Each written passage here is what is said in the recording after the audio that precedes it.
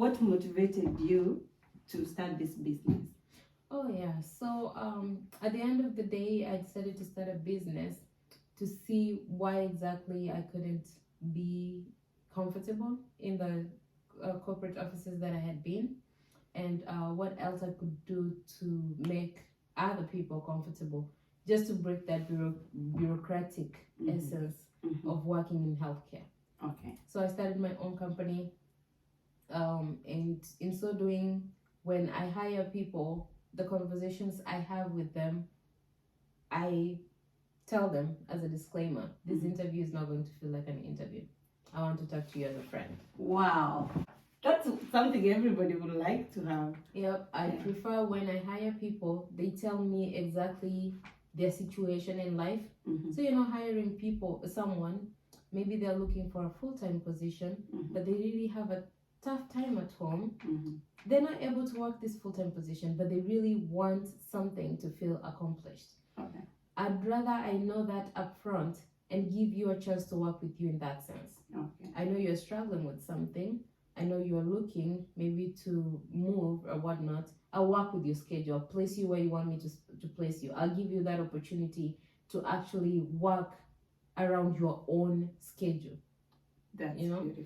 So because a lot of nurses have, you said your company hires nurses and aides, and most of these people need that flexibility. Yeah. Having that flexibility with them even makes them stay longer with the company sometimes. Yeah, that is true. I figured that one of the ways to actually recruit and retain most of my employees is that I tell them when they go to a facility and a facility brings up a complaint about them, they shouldn't feel it's us against them. I advocate for them. I'm going to talk to the facility so they can tell me what's going on. I'm going to listen to my employees so I can hear what is going on. And at the end of the day, the facility did something wrong.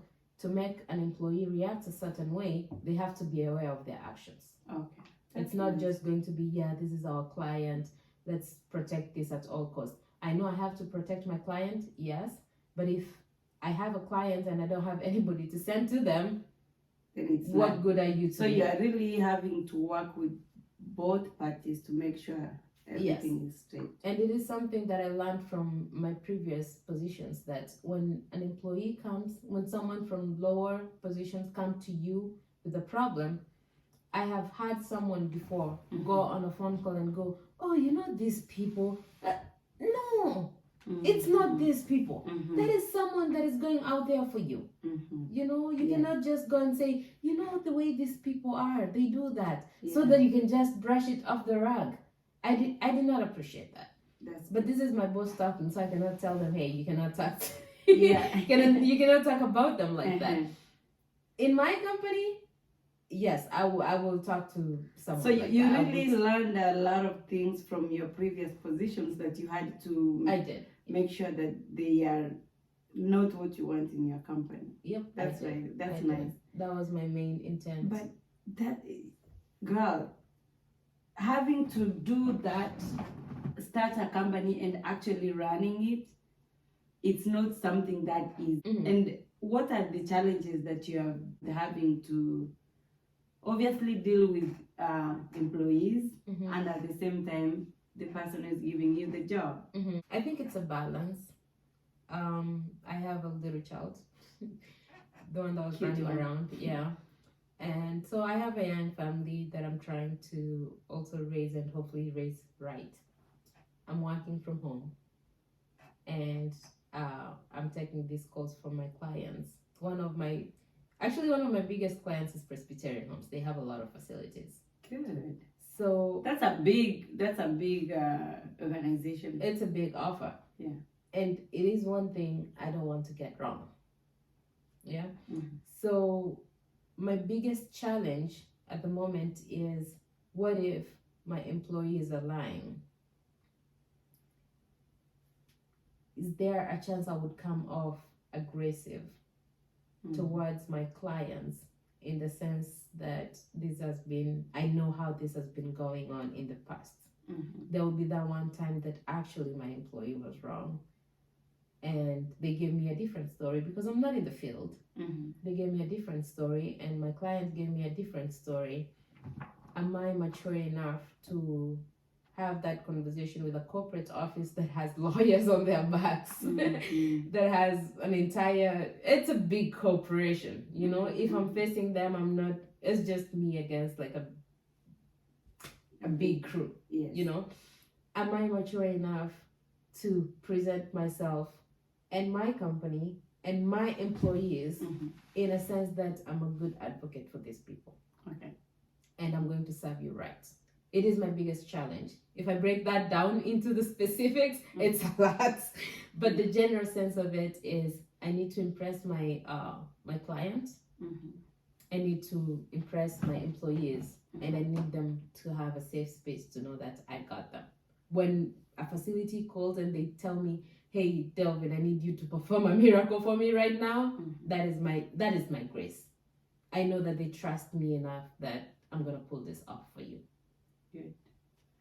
And it looks like you got everything together. Not, I don't want to say everything because I don't know in and out of your company. Mm-hmm. But obviously, as young as the business is, Mm-hmm. first you're already having a big organization giving you this chance to work with, Mm-hmm. and you at the moment have it going on. Right. You know, what support system do you have, or have you put in place, or you want to even keep putting in place? Mm-hmm. What is that support system do you have for you to be able to do your work right, as you are doing it right now? My biggest support system has been my husband and my dad. Good. My husband has, I mean, I don't know how to put it, but he is very, on point and determined to get things done. Mm-hmm. His work ethic, I will tell you, this man has been going to work, his current job, without fail every single day. Wow. On time. And I've never had any complaints. He has not had issues from work. Having someone like that transition into your personal life to teach you how to manage not just your personal life but your work life as well, to me that is a blessing. My dad, he's a very hardworking man, but he's also very logical. He will tell you, I know you want to do this and that. It does sound good when you say it. It does not sound good in action. It's going to have this ripple effect into your life or into your workplace. So those two people in general have held me together. I would say that for sure. Wow, that's nice. But in general, the applications in life, I don't have everything together. I do have help. When it comes to talking money policies, my husband does that. I do not have the talk to say I'm not that good at writing that up. Wow. And when it comes to complaints, my dad will handle that. What I do is face them. I'm just the face of the company. And with my background, I'm able to tell them this is how, I'm able to advise them this is how it can be, because my husband does not have any background in healthcare. But if you explain to him what it may look like in the conceptual world, he is able to put that in practice. So I do appreciate him for that. That's nice. Good to hear that. Yeah. So you have your husband as your support system, your dad is there as your support system. Right. We have a community in Minnesota, and this is where you live as of the moment. We have a community. Are you getting any support from the community, or do you need any support from the community that you have not gotten? I do want to be involved in the community as a person and as an organization. The biggest that I have been into right now is schools. There is this handshake community where you can have like a career conference with schools and students. Most of them are in Wisconsin, of course, because that's where I came from. Where you went to school. That's where I know. Yeah. However, in Minnesota, I've reached out to a couple schools just to have that, greet and talk and get to know where students are looking to get their, careers and how to expand into their lives. On top of that, the employees that we've hired so far have been, sending their friends and whatnot. And that has given us the opportunity to hang out with them. And I think that is my way of building my clan, I can say. And your circle, you just start expanding your circle slowly by slowly. I feel like if we grow big enough, we can host community events, and kind of get to, I don't know. We'll see where that takes us. We'll see where that takes us. But we're also part of the Elk River community, small business community on Facebook. So yeah, we post there and we see, get the to know thing other is, businesses. you have opened yourself up, even though you're small, the business is still young, but you are opening yourself up to even the community events that you spoke about. Even having your name out there to the community. We before we know it, you'll be the big thing that will be talked about. Oh, we hope so. We hope so. We hope so. So okay, you spoke about when you're hiring nurses and aides. Can you talk about people who are not in the US? Are you able to hire them? Is your company having that capability? I know few companies do, and I don't know what goes into the hiring process of people who are not from the US or don't have the US paperwork to work here. And also the other class that I know is students who come from other countries and they're in the US, and some of them cannot be able to work because of what paperwork they need for them to be able to work. Correct. So is that something you can talk about? And even if it's your company doing it or not, can you open up to us about that? Yeah. Some of the clients that I work with, I know that they get their employees from outside the country, such as the Philippines. Most of them are getting them from the Philippines, and they bring them with a H3 visa. And once they get to the United States, they have to sign a contract showing that they will be working with this particular company for a period of time, because that's the reason why they're in the United States. And that visa can actually give you a chance to grow into getting a green card. If it's called, I forget the name for it, but the company has to say that they are actually filing for you to be part of their employee circle. So the company is sponsoring your green card. It is, and you have to. There are obviously requirements for that. Oh yeah, for you to be able to get sponsored. Yeah. Okay. So basically, there has to be a contractual agreement between you and the company showing that the reason we're bringing this person over is because these employees are either shortage in the United States, and we can know, COVID, nurses, AIDS. Every single place is shut. That's why I'm in business, by the way. So for that reason, if you bring in people showing that these people are actually there's a shortage of these people in the United States, there's a contractual agreement. This person is going to stay and work with you for a period of time, and they actually fulfill that agreement. The company has to pay a certain amount of money, which I'm assuming is the reason why most companies will not take that up. It's expensive to file those petitions to the immigration officers.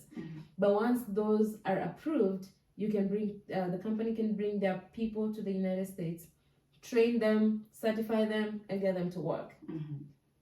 Before I ask you one last question, would you like to explain to us how you can actually register a company to, for example, this is a staffing agency. Right. It's not the same, and healthcare is one regulated field. Yeah. And what goes into registering this type of company? What are the requirements for you to be able to do that? Maybe somebody is watching and they would like to do the same thing. We are not shy of competition. No. And so, like, what are the requirements this is a healthcare company? What goes into this? There's a reason why two Burger Kings and McDonald's can be right across from the street from each other and still run. Yes. So for me, the one thing that I actually do know for sure is that it's just $55 to register a company in the state of Minnesota. It's $55. Okay, no, it's almost $255 because you can go into the Secretary of State, secure a name for yourself for your company, which will cost you about $65. And then you have to register the company if it is approved, because you cannot use somebody else's name for your company. Even if it's in another state, you have to come up with your own name. And then thereafter, depending really on the company that you are working with and the rules and regulations that need to be put, to jump the hoops, then you can follow those instructions. In America, they actually just bullet point it for you.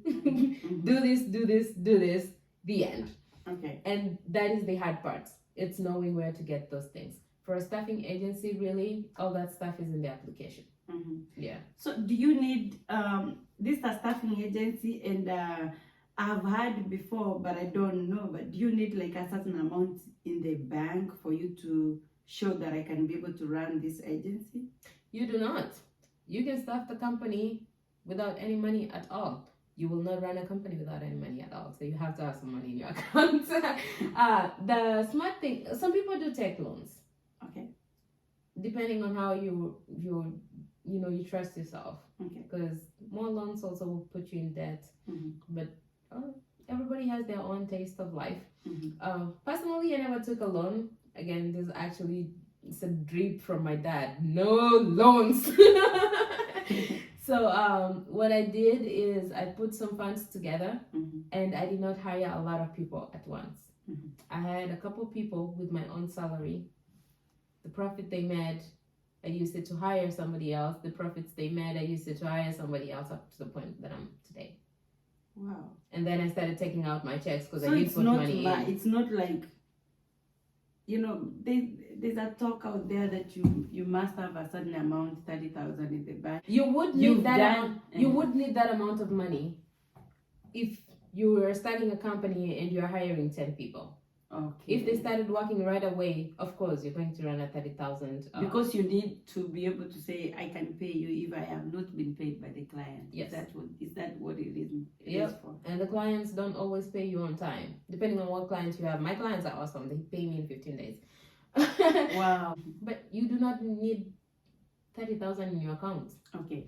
And do you need any certification of yourself? For example, for yourself, you've done many courses in the medical field. But is that a requirement when starting a staffing agency for healthcare?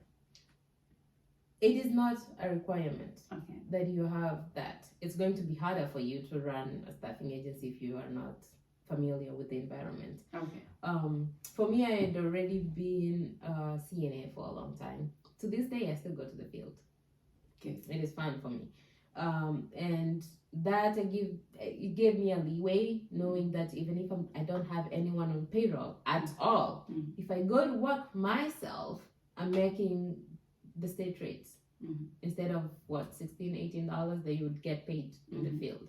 That was a promotion for me already right there. And B, if I am doing my office work and I'm not paying anybody else to do it for me, it means the people I'm hiring, the profits I'm making, potentially that is company money as well. So no, you do not need any certification to know what to do, but it's easier for you if you have a certain certification, because you have the opportunity to work for yourself, and B, they will not lie to you. Yes. If something happened in the field, you already know what a red flag is. Yes. So you will catch it very easily, even in the interviews. You can tell this nurse, no. Yeah. Wow. Thank you so much. Thank you for giving us the opportunity of knowing what goes into even, having a staffing agency. Most of us that came here, we have had to be hired by staffing agencies. Right. And we always think it's like something out of our reach. But the fact that one of our, Kenyan young girl, very young girl, I know, is doing it. And for your information, my own relative is actually doing it. Like, I'm so happy for her. Thank you so much for giving us that in our community. And I want you to help me close this recording by telling whoever that is viewing us. There are so many people that are going to view this recording. What you think can help them if they are taking a route like yours, or even if they are doing something different in life. What advice will you give them? The best lesson I have learned in my short life on this app is, if you want something done the way you want it done, the change you want to make, go out there, do it yourself. However way you can do it, go out there, do it yourself. If somebody else did it, trust me, it's not that hard for you to do it. Good job. That was very short and clear. That's like the best closing we have had. Thank you so much. See you next time. Thank you. It's been fun.